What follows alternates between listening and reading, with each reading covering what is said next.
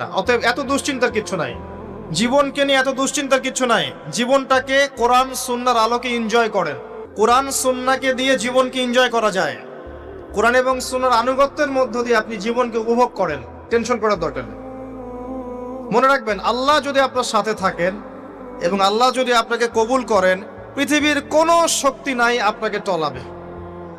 পৃথিবীর কোনো শক্তি নাই, পৃথিবীর সমস্ত শক্তি একত্রিত হয়ে আপনার চুল বাঁকা করতে পারবে না, যদি আল্লাহ আপনার সাথে থাকে।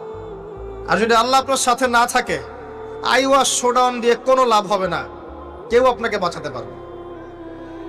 অতএব আল্লাহকে আপন করে নেন, যার যার হক তাকে তাকে দেন, নিজের হক আল্লাহর কাছে চেয়ে নেন, ইনশাআল্লাহ আপনি সুখে থাকবেন।